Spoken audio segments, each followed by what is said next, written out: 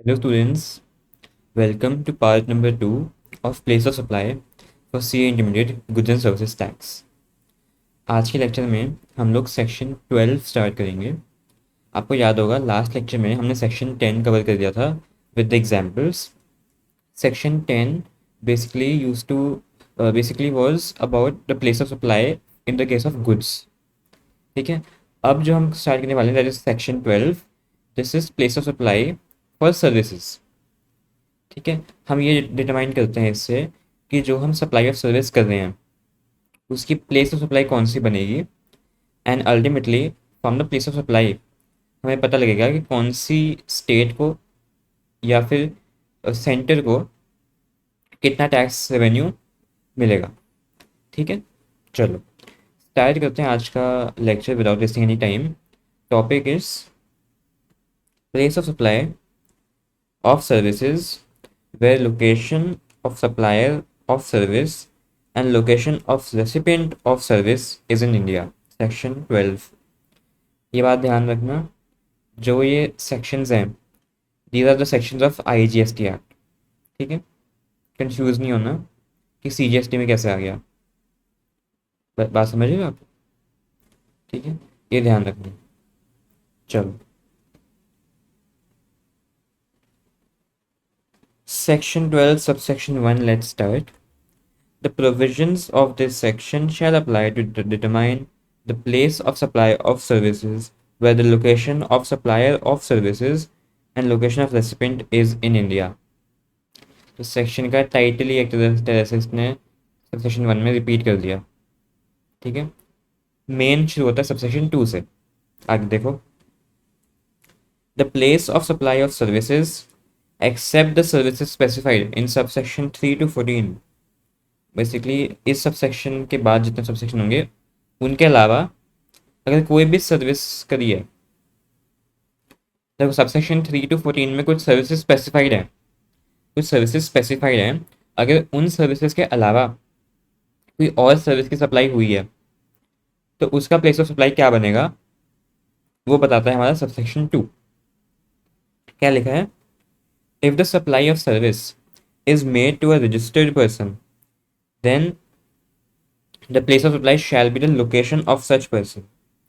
अगर एक registered person को आपने सर्विस प्रोवाइड करी है तो जिस स्टेट में वो रजिस्टर्ड पर्सन लोकेटेड है वो स्टेट बन जाएगी आपकी प्लेस ऑफ सप्लाई। ठीक है, ये होगा आपका केस रजिस्टर्ड पर्सन का।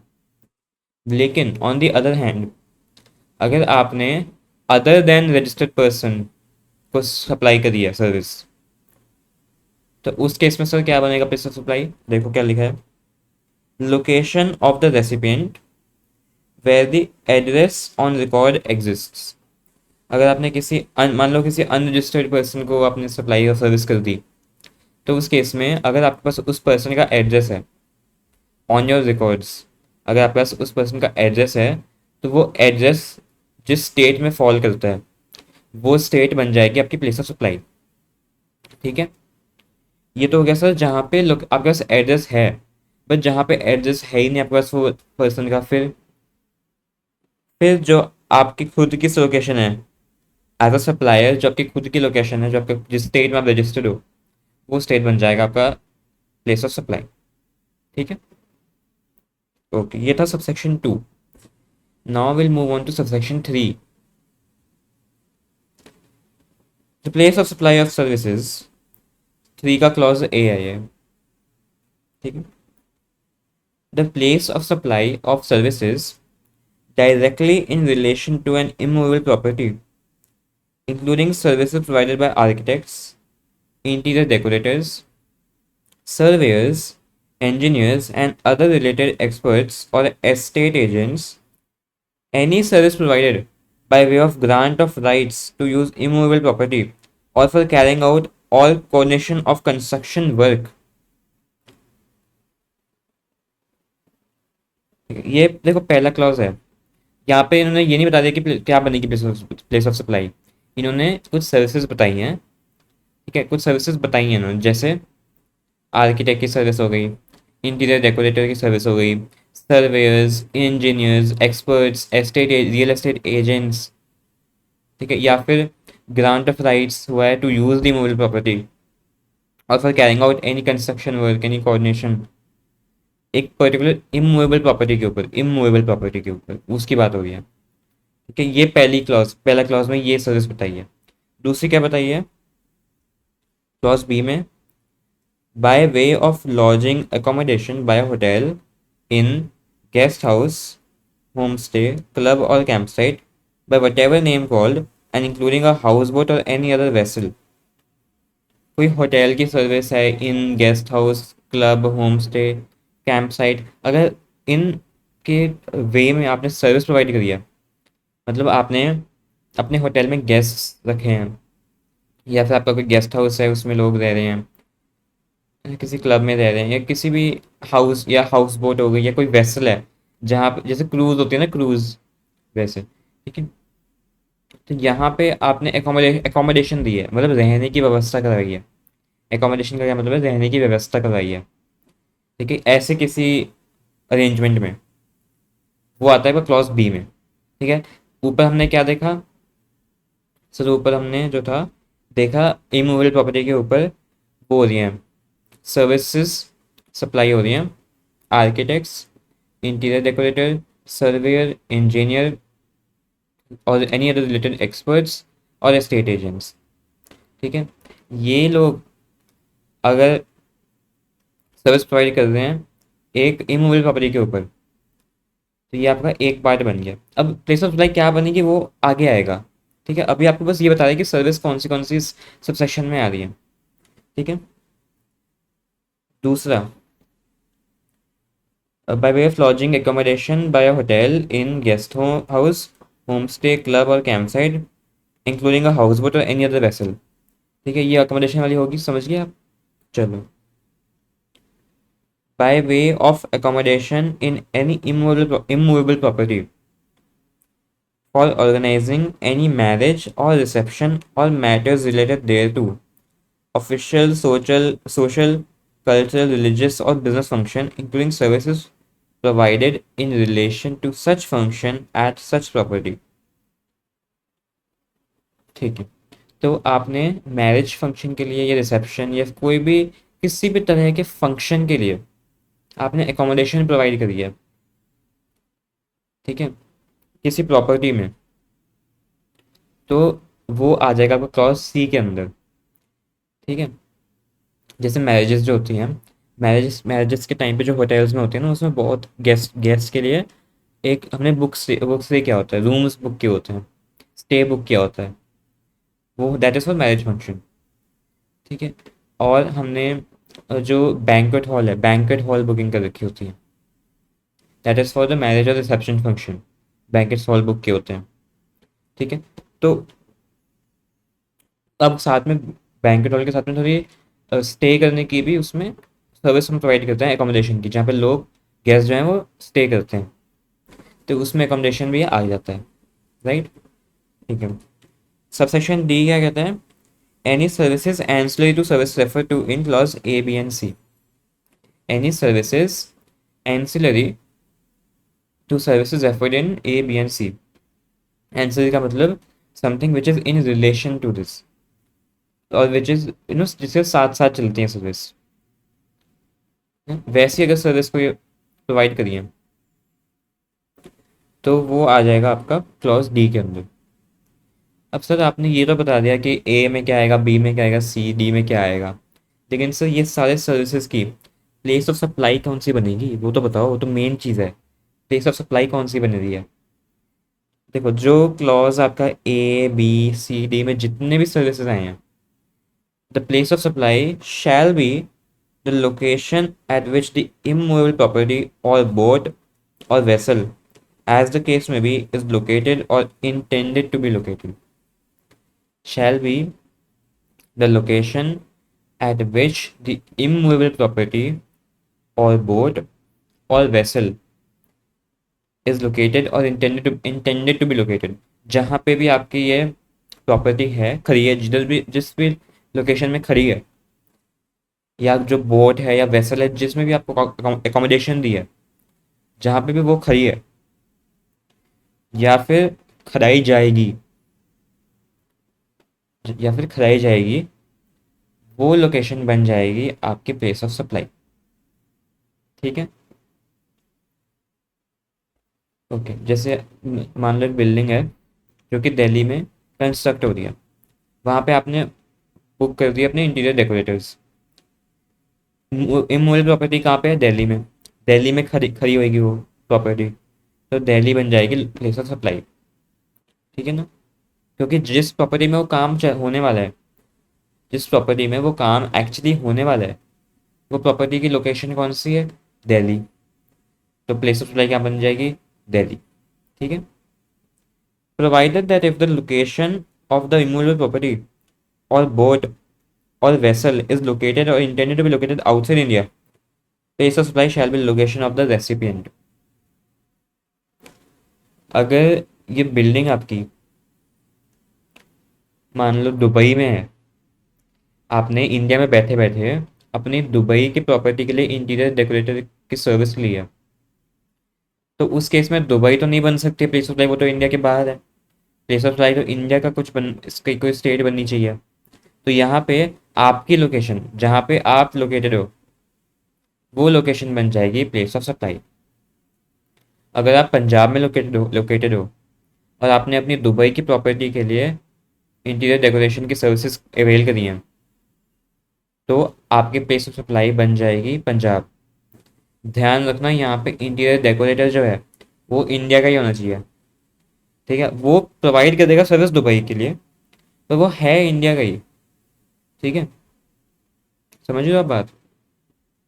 क्योंकि अगर वो दुबई का इंटीरियर डेकोरेटर हुआ फिर जीएसटी होने लगेगा उस पर, तो दुबई के टैक्सेस लगेंगे उस पर ना। लॉजिकल बात कर रहा हूँ। जब इंटीरियर डेकोरेटर दुबई का होगा, है ना, वो जब प्रॉपर्टी दुबई में है तो वो वहाँ का डेकोरेटर इंडिया में जीएसटी क्यों पे करेगा? इंडिया में टैक्स क्यों जमा करेगा सरकार को? इसलिए आप ये बात ध्यान रखना कि इंटीरियर डेकोरेटर है वो भी इंडिया का ही होना चाहिए। आप भी इंडिया में लोकेटेड हो, बस जो प्रॉपर्टी जिस पर काम करवा रहे हो या जो बोट या वेसल जिसमें अकोमोडेशन है वो आउटसाइड इंडिया है, उस केस में फिर आपकी लोकेशन बन जाएगी प्लेस ऑफ सप्लाई। ठीक है, चलो एक्सप्लेनेशन देखते हैं। Where the immovable property or boat or vessel is located in more than one state or UT, the supply of services shall be treated as made in each of the respective states or UT in proportion to the value for services separately collected or determined in terms of the contract or agreement entered into in this regard, or in the absence of such contract or agreement on such other basis as may be prescribed. ये कह रहे हैं कि मान लो अगर आपकी जो immovable property है वो एक से ज़्यादा स्टेट में लोकेटेड है।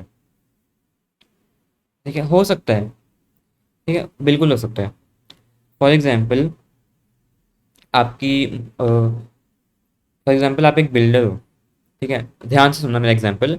आप एक बिल्डर हो, आपने एक सोसाइटी बनाई है, रेजिडेंशियल सोसाइटी बनाई है, उसमें 500-600 फ्लैट्स हैं। ठीक है, या 1000 फ्लैट हैं। आपने कहा कि मैं खुद इसकी इंटीरियर डेकोरेशन करवाऊंगा। ठीक है, लेकिन अब यहाँ पे प्रॉब्लम क्या है कि जो आपकी सोसाइटी है वो बिल्कुल स्टेट के बॉर्डर पे है, बिल्कुल स्टेट के बॉर्डर पे है। मान लो पंजाब हरियाणा के बॉर्डर पे आती है सोसाइटी। और आपके जो 10-15 टावर जितने हैं, फॉर एग्जांपल 10-15 टावर हैं, उसमें से कुछ टावर हैं जो कि दूसरे स्टेट में पहुंचे, तो बॉर्डर को क्रॉस हो गया वो, अब वहाँ पे आपने बिल्ड कर दिया टावर। तो अब क्या होगा, आपके आधे टावर तो इधर हैं बॉर्डर पंजाब में, आधे टावर आपके हरियाणा में हैं।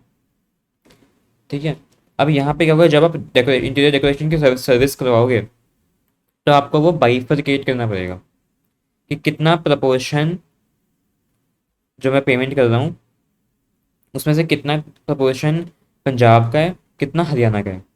उस हिसाब से फिर टैक्स डिवाइड होगा। ठीक है, प्लेस ऑफ सप्लाई जो है वो भी ऐसे अलग अलग होगी ना, बिकॉज पंजाब का जो है वो उसका पंजाब का बनेगा प्लेस ऑफ सप्लाई, वहाँ पे पंजाब को टैक्स मिलेगा। और जितना पार्ट हरियाणा का होगा उसका प्लेस ऑफ सप्लाई बनेगा हरियाणा, तो उतना टैक्स जाएगा हरियाणा के पास। ठीक है, तो ऐसे आपको बाइफरकेट करना पड़ेगा, because it is the service is being provided in more than one state और यूटी। ठीक है, ये आपका केस बन जाता है। ठीक है ना, चलो सबसेक्शन 3 हमने यहाँ पे ख़त्म कर दिया। 4 पे चलते हैं। The place of supply of restaurant and catering services, personal grooming, fitness, beauty treatment, health service, including cosmetic and plastic surgery, shall be the location where the services are actually performed. Example लेते हैं। You are based in Delhi, but now you go to a gym in Gurugram. Gurugram कहाँ आता है? हरियाणा में आता है। Gym आपका जो है वो गुरुग्राम में लोकेटेड है। आप खुद रहते हो दिल्ली में, दिल्ली से गुरुग्राम अप डाउन कर रहे हो जिम जाने के लिए। ठीक है, आपने जिम की फीस पे करी, उसमें जीएसटी का कंपोनेंट था। रेसिपी सॉरी सप्लायर ने, जिसने आपको सप्लाई करी जिम की सर्विस, उसने पैसा लिया, जीएसटी पूरा पूरा जमा करा दिया हरियाणा को, क्योंकि जो प्लेस ऑफ सप्लाई बनती है वो जिम जहाँ पे लोकेटेड है जिस स्टेट में वो बन रही है, जहाँ पे जिम की सर्विस प्रोवाइड करी जा रही है। जिम आप कहाँ जाके कर रहे हो? गुड़गांव में कर रहे हो। आप पैसे देके घर पे तो नहीं जिम कर रहे, आप जिम जा रहे हो फिजिकली, वहाँ पे आप एक्सरसाइज कर रहे हो, और फिजिकली आप जा रहे हो, तो वहाँ वो लोकेशन कौन सी है? गुरुग्राम है। गुरुग्राम कौन सी स्टेट में? हरियाणा में है सर। बस हरियाणा बन गई प्लेस ऑफ सप्लाई। ठीक है, किसी भी आप किसी डॉक्टर के पास जा रहे हो विच इज़ इन जिस भी स्टेट में है, जो डॉक्टर का क्लिनिक या फिर हॉस्पिटल जहाँ भी लोकेटेड है वो स्टेट बन जाएगी आपकी प्लेस ऑफ सप्लाई। कहने का सिंपल मतलब ये है कि इन चीज़ों के लिए personal grooming, fitness, catering, restaurant, beauty treatment, health service, cosmetic surgery, plastic surgery, ये जितनी भी चीज़ें इसमें सबसेक्शन 4 में इन्होंने बता रखी हैं, सबका प्लेस ऑफ सप्लाई वही बनता है जहाँ पे ये सर्विस परफॉर्म कर रहे हैं। समझ रहे हो आप बात? जहाँ पे सर्विस परफॉर्म हो रही है। ठीक है, चलो next subsection 5। The place of supply of services in relation to training and performance appraisal to a registered person। ठीक है, ट्रेनिंग एंड परफॉर्मेंस अप्रेजल की सर्विस है जो आप दे रहे हो। अगर तो आप किसी रजिस्टर्ड पर्सन को दे रहे हो तो उसकी लोकेशन बन जाएगी आपकी प्लेस ऑफ सप्लाई। और अगर वो अनरजिस्टर्ड पर्सन है या अदर देन रजिस्टर्ड पर्सन है, तो location where the service are actually performed, location where the services are actually perform, जहाँ पे वो परफॉर्म आपकी हो रही है, ट्रेनिंग या अप्रेजल, तो ट्रेनिंग या परफॉर्मेंस अप्रेजल सर्विस परफॉर्म हो रही है, जिधर परफॉर्म हो रही है वो प्लेस बन जाएगी आपकी, वो बन जाएगा आपकी प्लेस ऑफ सप्लाई, वो लोकेशन। ठीक है, चलो ये था सबसेक्शन 5 जो कि बात करता था training and performance appraisal services की। आगे चलते हैं, 6th सबसेक्शन देखते हैं। The place of supply of services provided by way of admission to a cultural, artistic, sporting, scientific, educational, entertainment event or amusement park or any other place and services ancillary thereto shall be the place where the event is actually held or where the park or such other place is located। दो example दूंगा इसमें। ठीक है, for example आप एक athlete हो, you are an athlete, और आप चाहते हो कि मुझे एक नेशनल एथलेटिक्स सेंटर में एडमिशन लेनी है and I want to represent my country internationally. समझ रहे हो बात? आप एक एथलीट हो, ध्यान से सुनना, आप एक एथलीट हो, आप चाहते हो कि मुझे कंट्री को रिप्रेजेंट करना है इंटरनेशनली इन एथलेटिक्स, तो आपने ज्वाइन किया एक national athletics centre. Okay, let's for example के कि नेशनल एथलेटिक्स सेंटर जो है वो आपका है दिल्ली में। ठीक है, आपका वो दिल्ली में है सेंटर, बट आप लोकेटेड हो महाराष्ट्र में। ठीक है, आप महाराष्ट्र से दिल्ली जा रहे हो फॉर टेकिंग एडमिशन।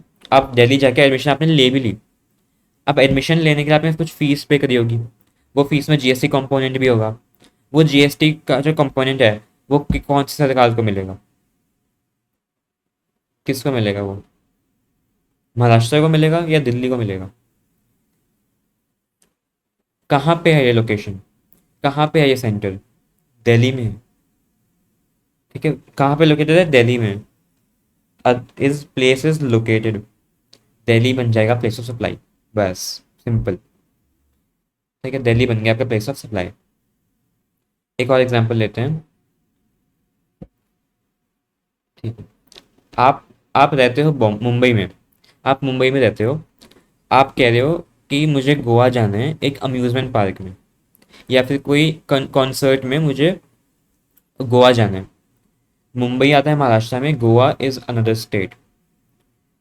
ठीक है, अब यहाँ पे क्या हुआ, आपने टिकट्स परचेज करी, टिकट्स में जीएसटी भी लग रहा होगा। अब वो जीएसटी का अमाउंट कौन सी सरकार को मिलेगा? गोवा को मिलेगा, क्योंकि वो इवेंट गोवा में हो रहा है, या फिर जो अम्यूजमेंट पार्क है वो गोवा में लोकेटेड है। ठीक है, तो यहाँ पे आपका प्लेस ऑफ सप्लाई बन गया गोवा। सिंपल है, कोई ज़्यादा कुछ डिफिकल्ट नहीं था इसमें। नेक्स्ट देखते हैं, sub section 7। The place of supply of services provided by way of organization of a cultural, artistic, sporting, scientific, educational or entertainment event, including supply of services in relation to a conference, fair, exhibition, celebration or similar events, or services ancillary to organization of any of the events or service referred to in clause A, or a signing of sponsorship to such events। ठीक है, अगर आपने ऐसी कोई service दी है, अगर आपने ऐसी कोई सर्विस दी है एक रजिस्टर्ड पर्सन को, तो लोकेशन ऑफ सच पर्सन। ठीक है, अब ध्यान से समझना, जो ये वाला पॉइंट है और जो ये वाला पॉइंट है, इसमें फ़र्क है। ठीक है, इसमें फ़र्क है। यहाँ पे क्या हो रहा है, सर्विस कौन सी पे, इस पॉइंट में क्या हो रहा है, service is admission to such event, admission to such event. ठीक है, लेकिन यहाँ पे तो आप ऑर्गेनाइज करवा रहे हो, आप ऑर्गेनाइजिंग उस कंपनी के पार्ट हो जो ऑर्गेनाइज करवाती है इवेंट्स। यहाँ पे तो बस आप एडमिशन की सर्विस आप प्रोवाइड कर रहे हो। ठीक है, यहाँ पे तो आप एक्चुअली ऑर्गेनाइज करवा रहे हो, आप पूरा इवेंट सब संभाल रहे हो काम उसका। यहाँ पे तो बस एडमिशन हो रही है ना, टिकट सेलिंग, पासिस, वो सब। यहाँ पे तो आप एक्चुअली ऑर्गेनाइज करवा रहे हो, आप आपने ही पूरा इवेंट करवाया है। ठीक है, तो अगर आपने किसी इवेंट वाली कंपनी को हेल्प सप्लाई कर दिया सर्विस, और वो रजिस्टर्ड है, जिस स्टेट में वो रजिस्टर्ड है वो स्टेट बन जाती है आपकी प्लेस ऑफ सप्लाई। और अगर नहीं है रजिस्टर्ड, तो the place where the event is actually held, जहाँ पे इवेंट एक्चुअली हेल्ड हो रहा है, और अगर वो चीज़, अगर वो प्लेस जो है वो इंडिया से बाहर है, तो रेसिपिएंट की लोकेशन, जहाँ पे वो रेसिपिएंट लोकेटेड है, वो है। ठीक है, ये वही बात आ गई वापस, मोर देन वन स्टेट वाली, जो प्रोपोर्शनेटली बाइफरकेट हम करेंगे, उसी की बात आ गई। या फिर अगर कॉन्ट्रैक्ट में है तो कॉन्ट्रैक्ट के टर्म्स के हिसाब से आपका हो जाएगा काम। Then subsection 8, the place of supply of services by way of transportation of goods including by mail or courier। आपने गुड्स ट्रांसपोर्ट करने की सर्विस दी है बाय मेल और बाय कोरियर, किसको दिया? रजिस्टर्ड पर्सन को दिया, तो उसकी लोकेशन। अनरजिस्टर्ड पर्सन को दिया है, तो जहाँ पे ये गुड्स हैंड ओवर किए जा रहे हैं, जहाँ पे ये गुड्स हैंड ओवर किए जहाँ पे डिलीवरी हो रही है। Okay, sorry sorry sorry sorry sorry, गलत बोल दिया मैंने। बी पॉइंट ध्यान से पढ़ो एक बार वापस, मेरे से मिस्टेक होगी यहाँ पे। ठीक है, सॉरी। बी पॉइंट देखो क्या लिखा है, a person other than a registered person shall be the location at which such goods are handed over for their transportation.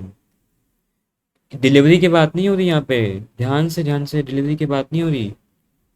जिस जगह पे आपको वो सामान दिया फॉर ट्रांसपोर्टेशन की, लेके जाओ इसको यहाँ से, सामान को डिलीवरी करो, उस जगह पे जहाँ पे सामान चढ़ाया गया वो जगह बन जाएगी आपकी place of supply in case of other than registered person.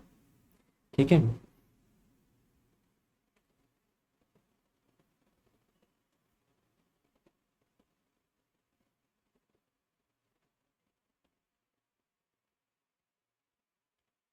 Ware house Delhi में है।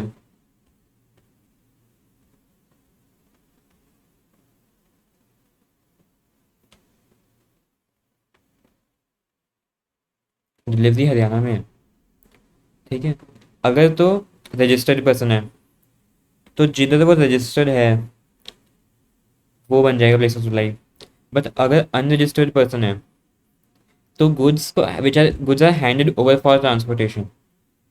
कहाँ पे हैंड ओवर किए? दिल्ली में हैंड ओवर किए। ट्रक तो दिल्ली से निकला ना, वेयर हाउस से। बात समझ रहे हो आप? ट्रक कहाँ से निकला?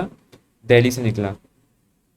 तो जहाँ पे हैंड ओवर किए गुड्स फॉर देयर ट्रांसपोर्टेशन वो जगह बन गई मेरी place of supply. Not this, this. ठीक है। चलो, ये था सबसेक्शन 8। सबसेक्शन 9 देखते हैं। The place of supply of passenger transportation service. Passenger transportation की आपने सर्विस दी है, प्लेस ऑफ सप्लाई क्या बनेगी? अगर तो रजिस्टर्ड को दिया तो उसकी लोकेशन। अगर अनरजिस्टर्ड को दिया है, place where the passenger embarks on the conveyance for continuous journey. Place where the passenger embark, embark मतलब कहाँ पे चलता है वो, where does he board.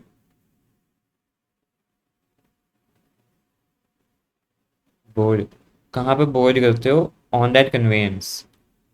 If your flight is from Mumbai to Delhi, you are boarding in Mumbai. Place of supply is Maharashtra. ठीक है। Not Delhi, Maharashtra है जहाँ पे आपने बोर्ड करी। समझ रहे? Provided that where the right to passage is given for future use and point of embarkation is not known at time of issue of right to passage, the place of supplies of such service shall be determined in accordance with provision of subsection 2। Sir ये क्या होता है right to passage? बताता हूँ।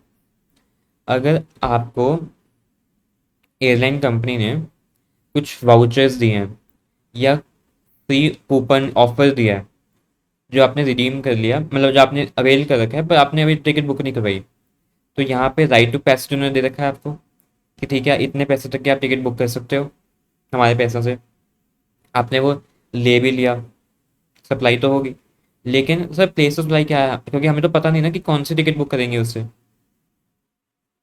मान लो मैंने इस महीने में वाउचर दे दिया। ठीक है, मेरी इस महीने में मैंने वाउचर का वो रिकॉर्ड कर दिया एक्सपेंस। ठीक है, एक्सपेंस या फिर जो भी सप्लाई रिकॉर्ड कर ली मैंने, लेकिन अभी तक वो रिडीम नहीं हुआ, अभी तक वो जर्नी की टिकट बुक नहीं हुई, तो मैं अभी रिटर्न भरनी है मेरे को, मैं क्या करूँ? प्लेस ऑफ सप्लाई नहीं पता मेरे को, अमाउंट मेरे को पता है, प्लेस ऑफ सप्लाई नहीं पता, कैसे करूँ फिर मैं? तो उस केस में जहाँ पे आपको पता ही नहीं कि पॉइंट ऑफ एम्बार्केशन क्या है, ठीक है, उस टाइम पे प्लेस ऑफ सप्लाई जो है वो आप सब सेक्शन 2 को फॉलो करना। जहाँ पे लिखा नहीं था अदर देन 3 to 14, वो वाले सब सेक्शन में आप जाना। वहाँ के जो प्रोविजंस हैं उसके हिसाब से आप प्लेस ऑफ सप्लाई अपना डिटरमाइन कर सकते हो। एक बार जल्दी से आपको दिखाऊं तो वो लिखा था, अगर तो रजिस्टर्ड को, अगर रजिस्टर्ड पर्सन को वाउचर दिया है उसकी लोकेशन आ जाएगी। अगर अनरजिस्टर्ड को दिया है तो अगर उसका एड्रेस है आपके पास तो उसका लोकेशन, उसकी लोकेशन। एड्रेस नहीं है तो आपकी खुद की लोकेशन। बस। अगर आपने किसी बिजनेस को दिया जिसका जीएसटी है, आप उसका वाउचर दिया एज एयरलाइन एयरलाइन कंपनी, तो उस रेसिपिएंट की जो लोकेशन है जिस स्टेट में है वो रजिस्टर्ड, वो स्टेट बन जाएगी प्लेस ऑफ सप्लाई। अगर तो अनरजिस्टर्ड को दिया है लेकिन आपके रिकॉर्ड में उसका एड्रेस है, ठीक है, आपके रिकॉर्ड में उसका एड्रेस है, तो उसकी लोकेशन बन जाएगी। अगर एड्रेस भी नहीं है तो जो जहाँ पे आप लोकेटेड हो वो बन जाएगी प्लेस ऑफ सप्लाई। ठीक है, ये सब सेक्शन 2 कहता था। चलो एक्सप्लेनेशन देखते हैं।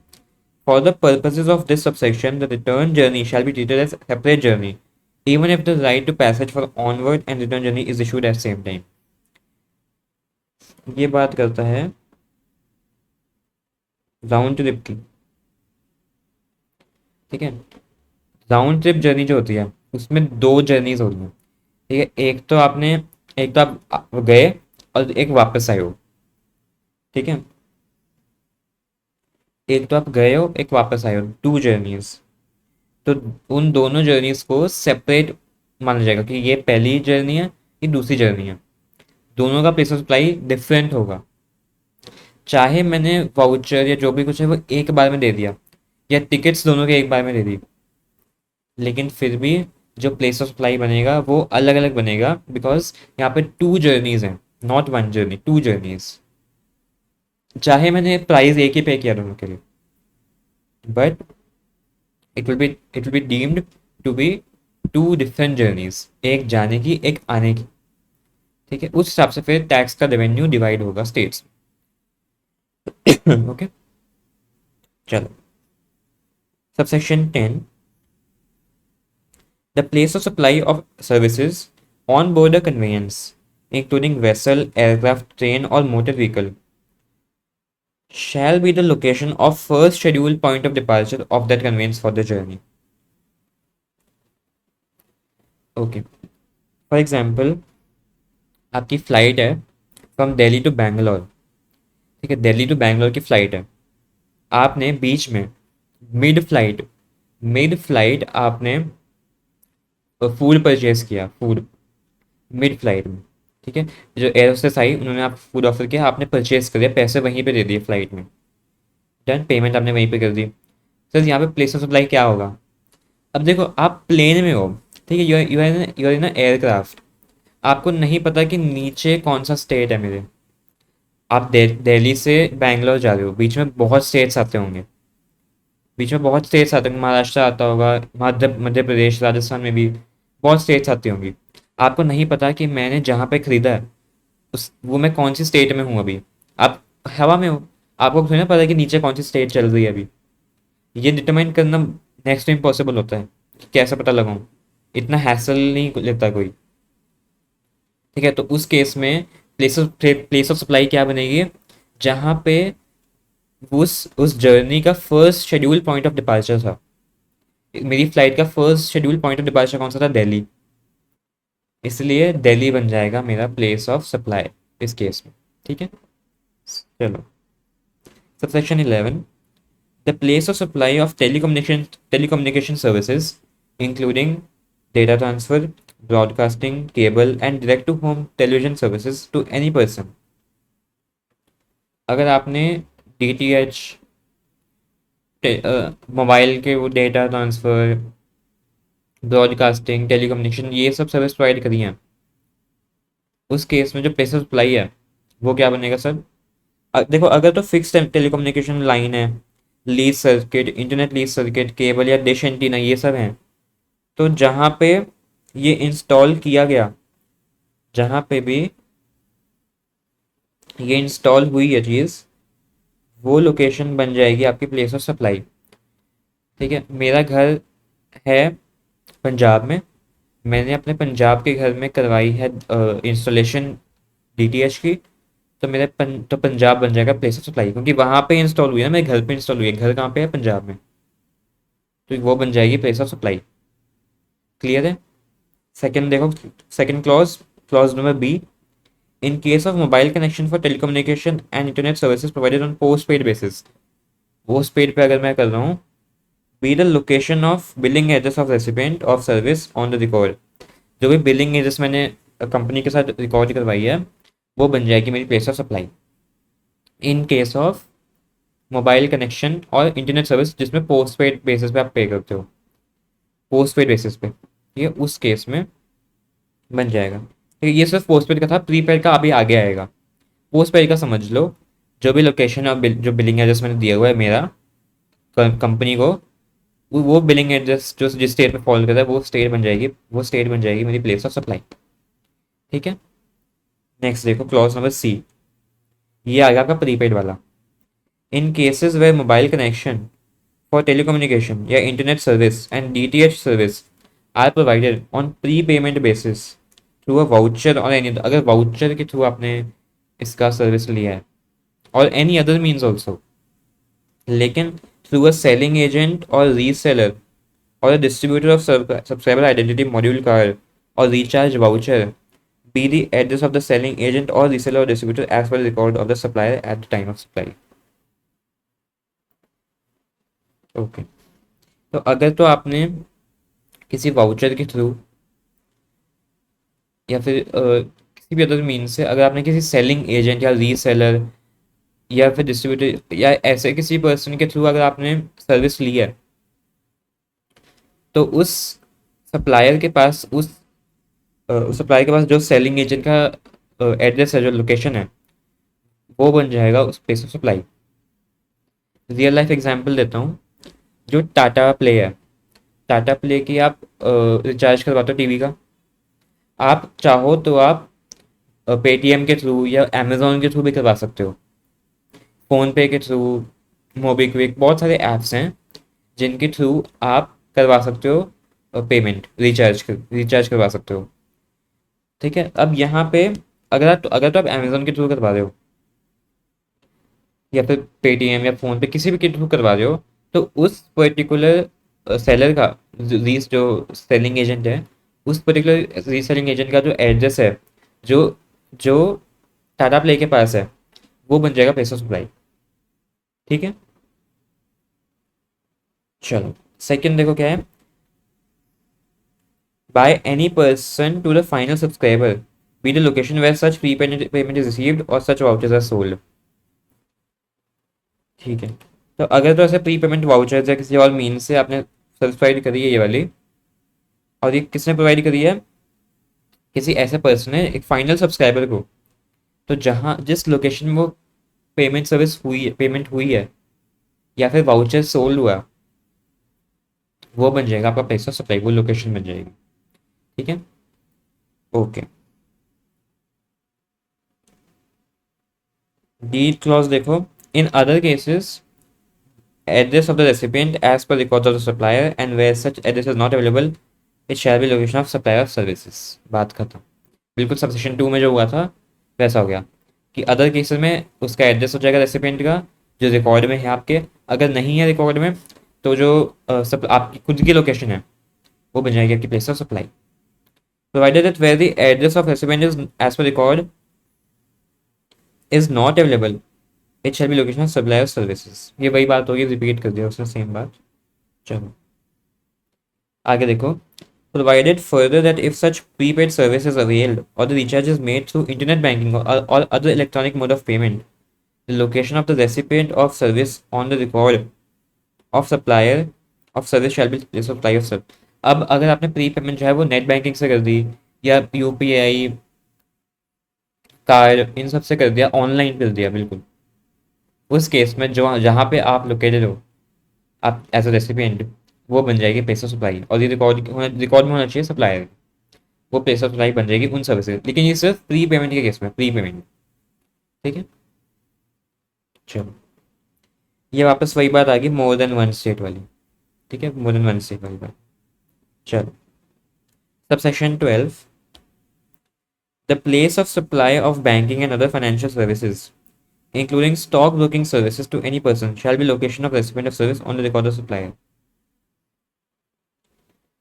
तो जिस भी बैंक में आपका अकाउंट है, अगर वो बैंक आपको ऑनलाइन बैंकिंग या मोबाइल बैंकिंग की सर्विस देता है, ठीक है, और आपने अपने फ़ोन में ही सर्विस उसकी ले ली, ठीक है, बैंक की, तो उस केस में जो प्लेस ऑफ सप्लाई बनेगी वो बनेगी आपकी खुद की लोकेशन। या फिर अगर आपने स्टॉक ब्रोकिंग सर्विस ली है, बहुत सारे ऐप्स हैं, ठीक है, मैं नेम नहीं करूँगा, बट बहुत सारे ऐप्स हैं इंडिया में जिनके थ्रू आप स्टॉक ब्रोकिंग सर्विस अवेल कर सकते हो, स्टॉक्स में इन्वेस्टमेंट कर सकते हो, म्यूचुअल फंड में कर सकते हो, फ्यूचर ऑप्शंस, बहुत चीज़ें हैं, बहुत सारे ऐप्स हैं। ठीक है, तो जिस भी ऐप पे अगर आप जैसे पेमेंट करते हो, अपनी स्टॉक खरीदने की आपने पेमेंट करी, तो आप जहाँ पे लोकेटेड हो, जहाँ पे आपकी लोकेशन है, वो बन जाएगी आपकी प्लेस ऑफ सप्लाई। लेकिन आपकी जो लोकेशन है, जो आपका एड्रेस है, वो सप्लायर के रिकॉर्ड में होना चाहिए, वो होना चाहिए सप्लाई के रिकॉर्ड में। ठीक है, provided that if the location of recipient is not on the record of supplier the place of supply shall be location of the supplier of services. Supplier की लोकेशन जो है वो बन जाएगी आपकी प्लेस ऑफ सप्लाई, जहाँ पे supplier located है। ठीक है, ओके।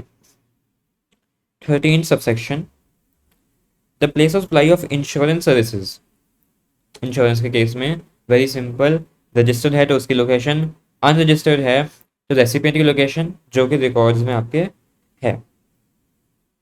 सीधी सी बात, ठीक है। लास्ट देखो subsection, the place of supply of advertisement services to central government, state government, statutory body, local authority, meant for states or UTs identified in the contract or agreement, shall be taken as being in each of such states or UT, and the value of such supplies specific to each state or UT shall be in proportion to the amount attributable to services provided by way of dissemination in the respective states or union territories as may be determined in terms of the contract or agreement entered into in this regard, or in the absence of such contract or agreement on such other basis as may be prescribed. Okay, break down करते हैं इसको, देखो क्या कह रहे हैं। सब पहले तो ये बताओ सर्विस कौन सी है, एडवर्टाइजमेंट सर्विस, ठीक है। एडवर्टाइजमेंट सर्विस जो है वो हमने दी है, ठीक है। किसको दी है, सेंट्रल गवर्नमेंट को या फिर स्टेट गवर्नमेंट को, स्टैट्यूटरी बॉडी को, local authority, meant for states और यूटीज, उनके लिए हमने सर्विस दी है एडवर्टाइजिंग की, एडवर्टाइजमेंट सर्विसेज दी है इन इन बॉडीज को, ठीक है। अब इसका प्लेस ऑफ सप्लाई क्या बनेगा,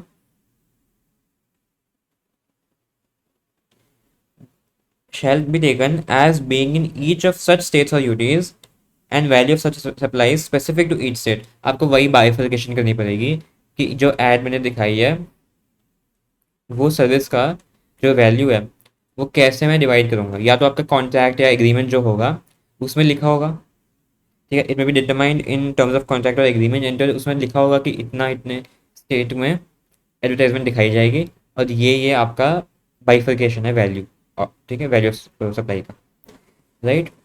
लेकिन अगर एग्रीमेंट है ही नहीं, कोई कॉन्ट्रैक्ट कोई एग्रीमेंट नहीं है, तो on such other basis as में प्रिस्क्राइब, रूल्स में प्रिस्क्राइब करेंगे हम कि कैसे आप इसको बाइफर्केट करोगे।